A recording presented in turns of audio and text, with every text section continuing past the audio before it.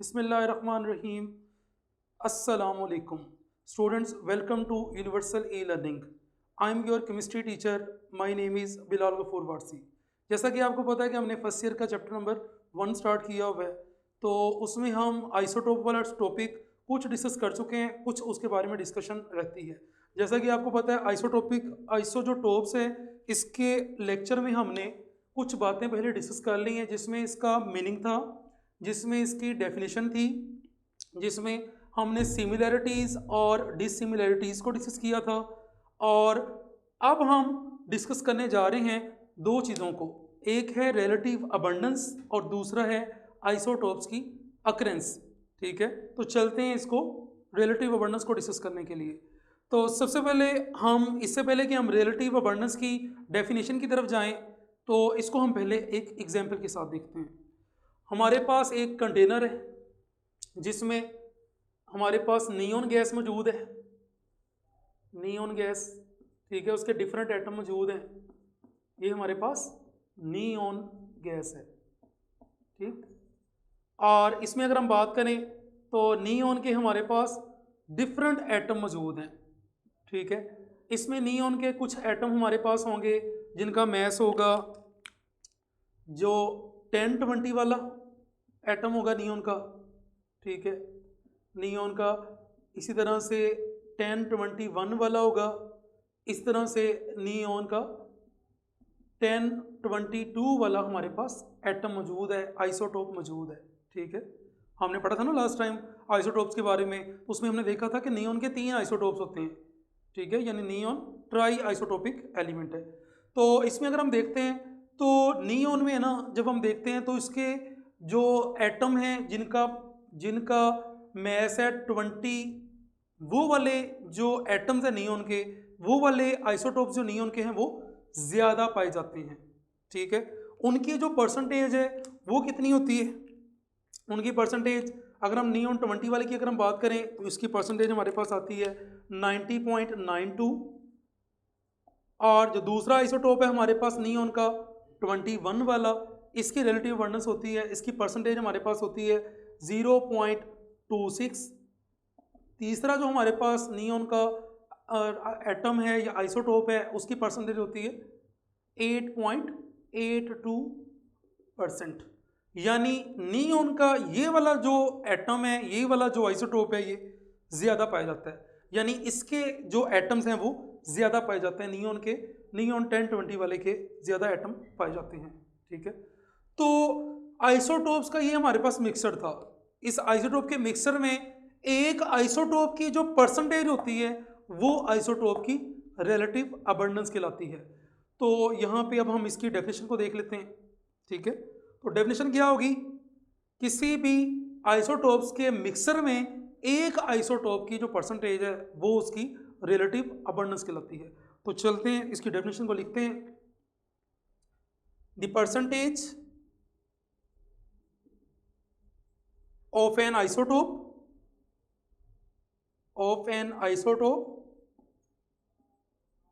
in a mixture of isotope of element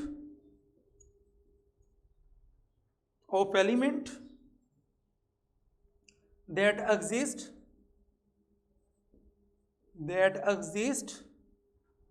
naturally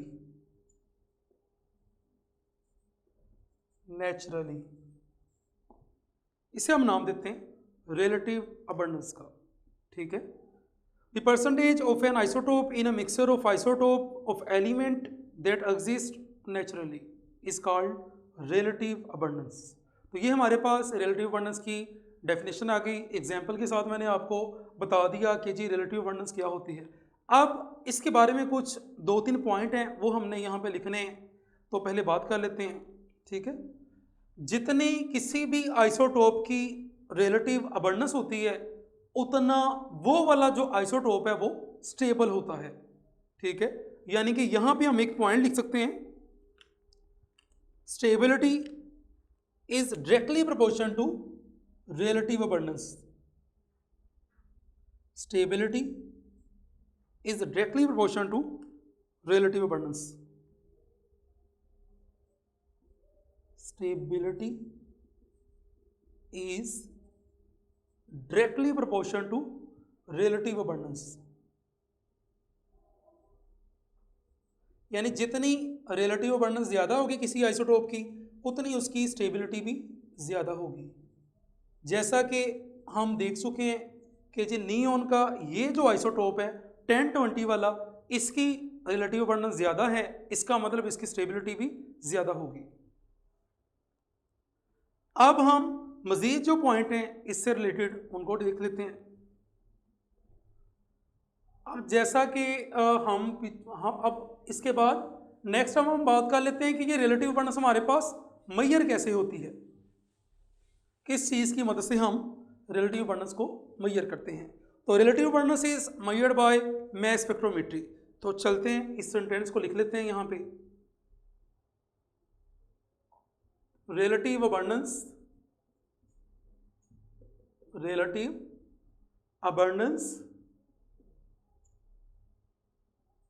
is measured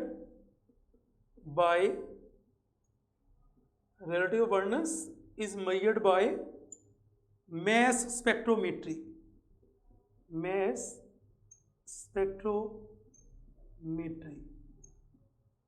ये आपको exam में objective भी आ सकती है कि ये बोर्ड के लिहाज से इंपॉर्टेंट एमसीक्यू है कि रिलेटिव अबंडेंस को कैसे मेजर करते हैं, मैस स्पेक्ट्रोमेट्री की मदद से। आपको इसके बारे में पता होना चाहिए। ठीक, तो ये हमारे पास रिलेटिव अबंडेंस से रिलेटेड कुछ बातें हो गई। अब हम जरा बात कर लेंगे अकरेंस के हवाले से, आइसोटोप्स की अकरेंस के बारे में अब हम डिस्कस करने जा रहे हैं। अकरेंस का मतलब क्या होता है, किसी चीज़ का पाया जाना, किसी चीज़ की अबंडेंस, यानी कोई चीज़ कितनी ज़्यादा मिकदार में पाई जाती है वो उसका अकरेंस होगा। ठीक है, तो यहाँ पे अब हम बात करने जा रहे हैं अकरेंस के बारे में। तो अगर हम बात करें तो यहाँ पे हमारे पास आइसोटोप्स जो हैं वो दो तरह के होते हैं। दो तरह के आइसोटोप हमारे पास मौजूद हैं। आइसोटोप्स जिसमें एक हमारे पास होता है नेचुरल आइसोटोप्स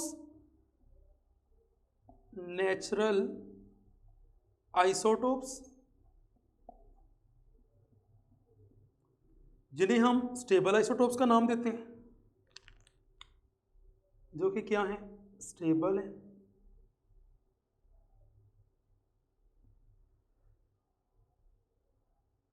दूसरे हमारे पास होते हैं आर्टिफिशियल आइसोटोप्स। आर्टिफिशियल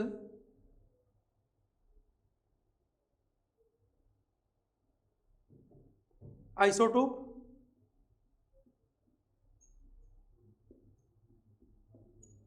ये हमारे पास ऑलमोस्ट 300 है, ऑलमोस्ट 300 है और अनस्टेबल है, अनस्टेबल होते हैं ये,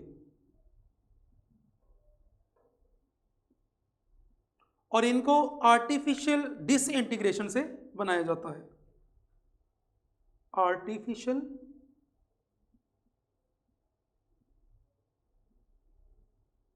डिसइंटीग्रेशन, इंटीग्रेशन। और अगर हम बात करें नेचुरल आइसोटोप की, तो नेचुरल आइसोटोप हमारे पास 280 है, 280।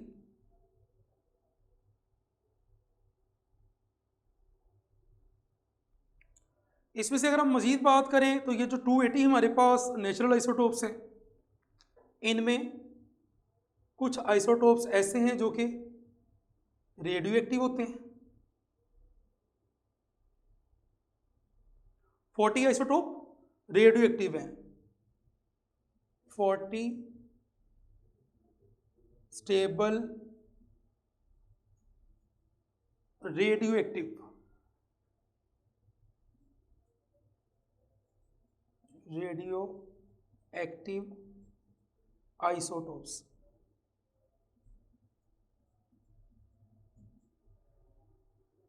और इसके अलावा अगर हम बात करें बाकी जो रह गए 280,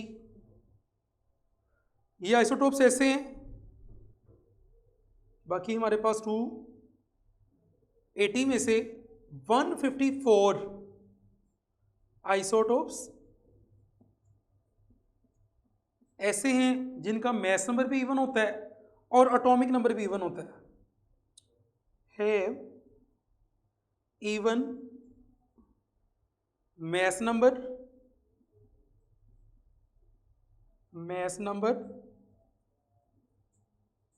एंड एटॉमिक नंबर।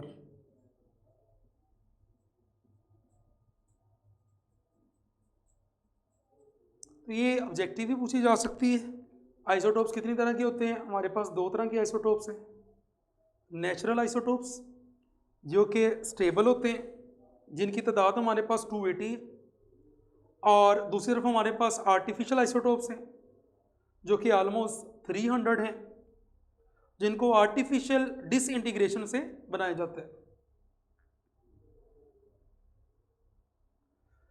और अगर हम बात करें ये जो हमारे पास 280 आइसोटोप्स हैं, इनमें से 40 आइसोटोप्स स्टेबल हैं, स्टेबल रेडियो एक्टिव आइसोटोप्स हैं, और इन 280 में से 154 आइसोटोप्स ऐसे हैं जिनका मैस नंबर भी इवन होता है और एटॉमिक नंबर भी इवन होता है।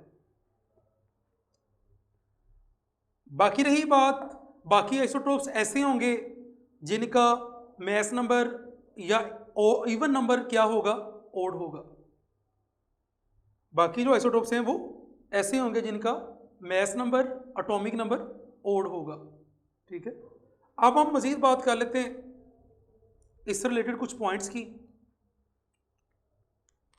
वो पॉइंट्स हमारे पास क्या हैं? उन पॉइंट्स में से एक चीज जो आपने याद रखनी है वो ये कि ऐसे आइसोटोप्स जिनका एटॉमिक नंबर इवन होता है और मैस नंबर इवन होता है, वो वाले आइसोटोप्स ज्यादा पाए जाते हैं। और ऐसे आइसोटोप्स जिनका एटॉमिक नंबर ओड होता है, उनके दो से ज्यादा स्टेबल आइसोटोप्स नहीं होते। तो इस सेंटेंस की तरह लिखते हैं हम, element having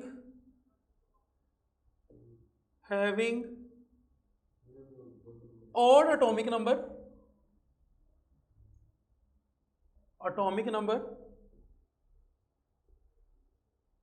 have not more than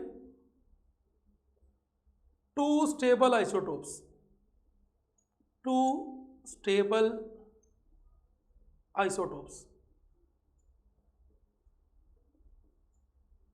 यानी ऐसे एलिमेंट्स जिनका एटॉमिक नंबर ओड होगा उनके दो से ज़्यादा आइसोटोप स्टेबल नहीं होते। आप कहते हैं कि जी हाइड्रोजन के 3 आइसोटोप्स हैं। बिल्कुल, हाइड्रोजन के 3 आइसोटोप्स हैं,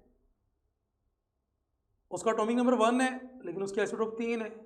एक हमारे पास प्रोटियम है, एक हमारे पास ड्यूट्रियम है, एक हमारे पास ट्रीटियम है। लेकिन यहाँ बात हो रही है स्टेबल आइसोटोप्स की। तो स्टेबल आइसोटोप हाइड्रोजन के सिर्फ 2 हैं, प्रोटियम है और ड्यूट्रियम है। ये 2 हाइड्रोजन के स्टेबल आइसोटोप्स हैं। ठीक है, अब मजीद पॉइंट देख लेते हैं। ऐसे एलिमेंट्स जिनका एटॉमिक नंबर इवन है, जिनका मैस नंबर इवन है, वो ज्यादा पाए जाते हैं। Element having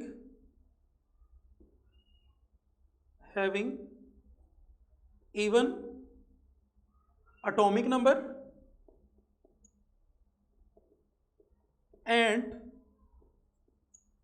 even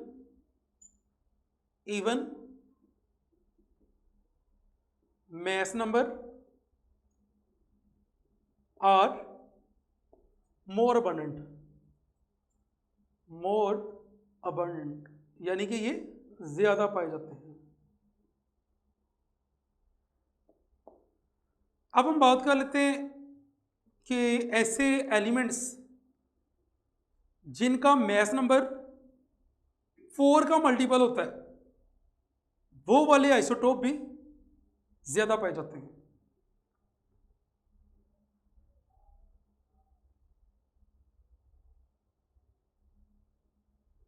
Isotopes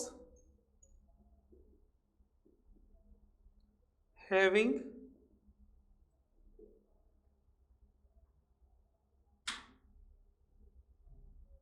mass number multiple of 4 are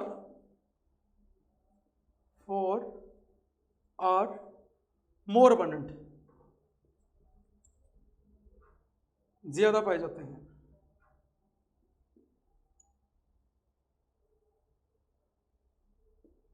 जैसा कि हम यहां पे बात कर लेते हैं, हमारे पास कुछ एलिमेंट हैं जिसमें ऑक्सीजन है, मैग्नीशियम है, सिलिकॉन है, कैल्शियम है, आयरन है। ये हमारे पास 5 मैंने यहाँ पे आइसोटोप्स लिखे हैं। ऑक्सीजन की बात करें atomic number 8, mass number 16। Magnesium की बात करें mass number 24, atomic number 12। Silicon की बात करें तो सिलिकॉन का एटॉमिक नंबर 14, मैस नंबर 28।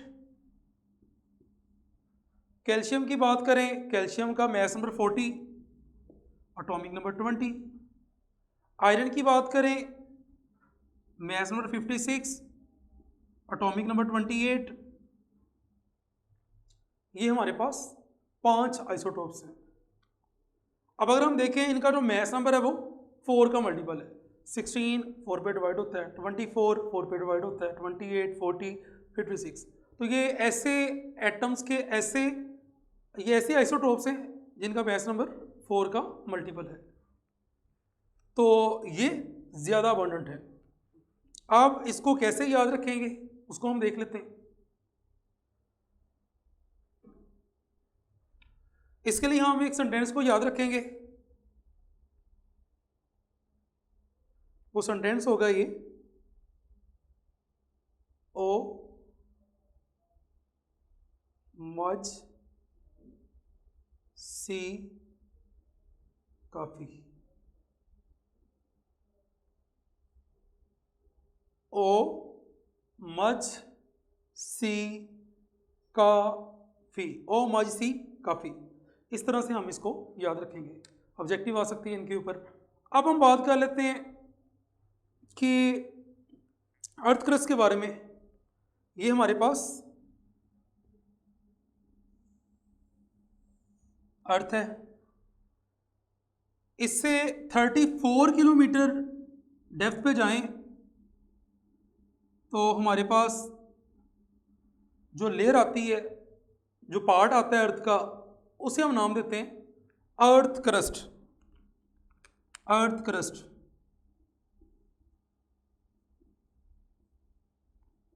इस अर्थ क्रस्ट की अगर हम बात करें तो जो अर्थ क्रस्ट है वो इन 5 एलिमेंट पर मुश्तमिल है। अर्थ क्रस्ट का जो 50% पोर्शन है वो इन एलिमेंट पर मुश्तमिल है। 50% जो अर्थ क्रस्ट है वो किसके मिलने से बना हुआ है?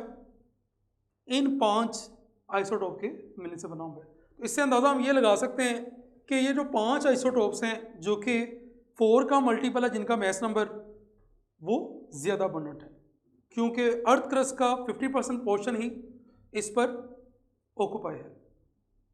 ठीक है, तो ये था हमारा आज का आर्टिकल आइसोटोप्स के ऊपर। तो हमने आइसोटोप के आर्टिकल को कंप्लीट कर लिया।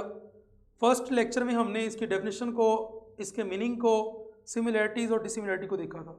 आज हमने रिलेटिव अबंडेंस और इसकी अकरेंस को देखा है।